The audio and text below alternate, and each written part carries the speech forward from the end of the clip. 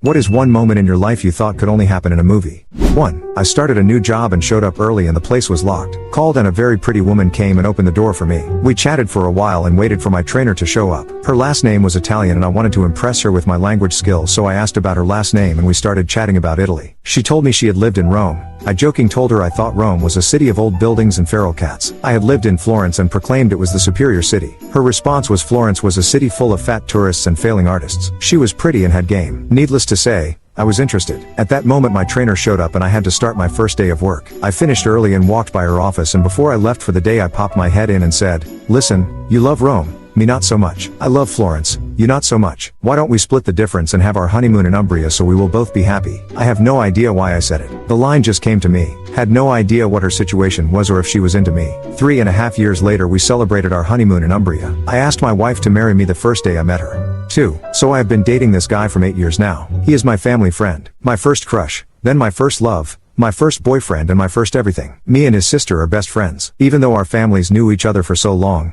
my family never knew that we were dating, because we never used to talk in front of them. Me and him, always used to discuss about how we should convince my parents, how we should ask them and blah blah. I used to get very nervous thinking about my parents' reaction, but I was confident that I will convince them, and I always knew that he was the one that I want to spend my entire life with. So one day I went out and came to home, and saw all my family sitting together and discussing seriously. They became silent after seeing me, and my brother asked me to sit beside him and asked me that they are thinking to get me married. My heart was stumped. Millions of thoughts rushed in my head and I was so shocked that I couldn't think of one word to say. Then he mentioned about the guy that they were considering for me. Well, to my surprise, he was none other than my love, the one who makes me feel butterflies even after 8 years of togetherness, who just makes me happy by his mere presence. I was so happy that I wanted to jump and dance around, but I couldn't. I simply blushed and said yes to my parents. They still didn't know that we are in love. We are going to get married soon. Preparations are started. I am on the cloud 9 since then. We are going to tell them about us on our wedding day. I always thought things like this happens only in films and fairy tales. Maybe every love story is a fairy tale. 3. My marriage. It all started once upon a time when I was only 19 years old. I created a profile on a Pakistani marriage website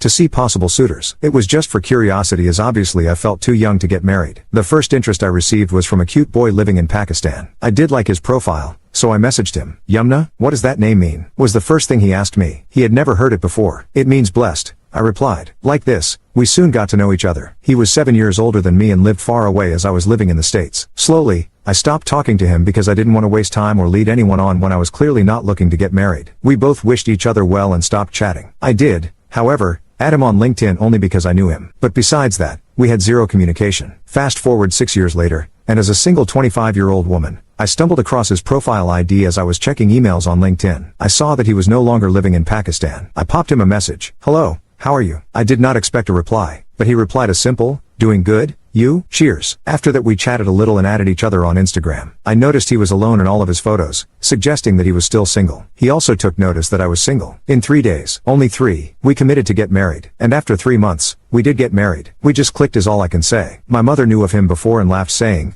"If he was in your destiny, you could have gotten married 6 years ago." I told my mother, he was in my destiny, and that is why even after 6 years, we found each other. My husband and I both laugh knowing that our story totally sounds like one from a movie. We are married today because neither of us held an ego. 4. The most ridiculous airport scene. I've been a US/Australian dual citizen my whole life, flying to Australia twice a year to visit my family. I was standing in the airport flying home after Christmas to finish my last year at university. I looked up and saw what I thought was one of the most attractive men I've seen in front of me. Like nothing I've ever felt before, I had this crazy feeling in my stomach that I couldn't walk away. I had to say something. I rarely had ever been one to approach men before. Suddenly, my heart was racing out of control and I couldn't even look him in the eye. I was so incredibly nervous, but I couldn't move. Next thing I know, he nodded for me to come and sit next to him. Immediately we started telling each other everything about ourselves. Turns out we were both the same age, both had one parent who was from the US and one who was from Australia, in the same cities, and were both headed back on that day to our respective universities in the US. We had been crossing paths in the same airports for our entire 22 years. Every detail lined up with such incredible precision.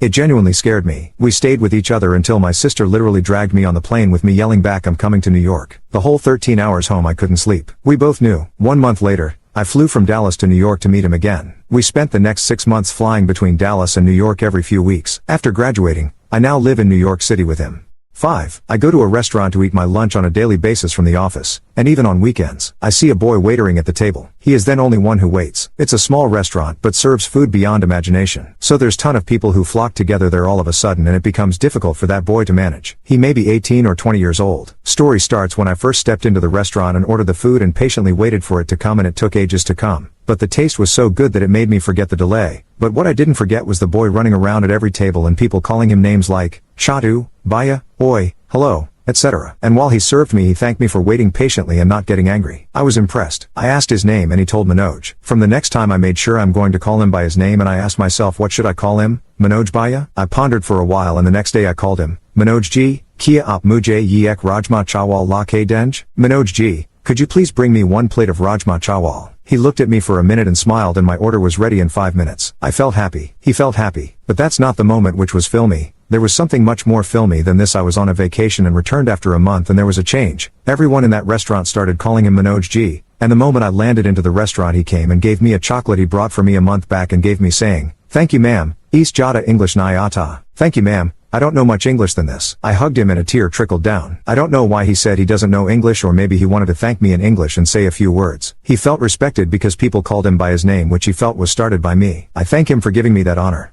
6. I have this friend who loved a girl. The parents of the girl were not ready to accept their relationship. She was getting married to someone else at a resort outside the city. Our friend was getting depressed day by day. We 5 friends had invitation to her wedding. She was from our group. We were in a fix. We couldn't leave him alone, but we could not also not go to the wedding. On the wedding day, all of us got dressed up, and even our lovelorn friend decided to attend it. It was surprising for us, but we didn't give much thought to it. But he had a hidden agenda. We reached the destination. They had a reception first with a wedding in the night. Our betrayed friend went to the DJ and had some talk. Next thing we knew, he had played Yaya Aka India Hanta Hai Hum Tumpa Marta Hai, The Whole India Knows That I Love You song from a Bollywood movie. He started singing the song while directly looking at the bride with a few hand and leg movements. We stupid friends followed suit. The crowd thought there was a dance performance. A bad non-synced performance actually. So basically, we all tried to break up a wedding. You may ask what happened next. Well, the uncle of the bride threw all of us out. It didn't end in a movie way. I am glad. 7. To make a long story short, I was dating this guy, Seth, for a couple months when he revealed to me that he was diagnosed with cancer. Not more than a week later, he cried in my bed while I comforted him and told me his beloved grandma, Dixie, had passed away after years of having terminal cancer. His life was a mess, and I had only started dating him a few months prior. He decided to move up north in the mountains in his dad's old cabin and would live out his days there because he didn't want to burden anyone. I was saddened by this, as all I wanted to do was help. He would send me pictures of the cabin and the views, and we stopped keeping in contact as much. About 1 month later, I was shopping at Target and was at the checkout line when I realized I forgot to get something and went to the back of the store to get it. When returning to the front of the store, I saw a young man helping his grandma pick out some clothes. I smiled and thought it was sweet. I looked at his face and realized it was Seth's brother. We had never met, but I had seen him in pictures, and they looked pretty similar. So I went up to him and I said, "Do you have a brother named Seth?" He said, "Yeah, who are you?" I said, "I'm Seth's girlfriend." "Well, kind of ex-girlfriend now. You know, due to the circumstances." I looked down at the grandma in the wheelchair, and I said, "Is your name Dixie?" She replied, "Yes." I said, "Seth told me that you had passed away." Dixie says, "Well, I'm definitely alive, honey. Did you say you were a friend of Seth's? Did you hear he is having a baby next month with his girlfriend, Shelly? They moved into a home in Costa Mesa and are doing well." I just about stopped in my tracks. I was so taken aback at every lie that had just been exposed by this innocent grandma. Seth's cancer lie. Moving up north lie. Not having a girlfriend lie. Dead grandma lie. Not having a baby lie. Yeah.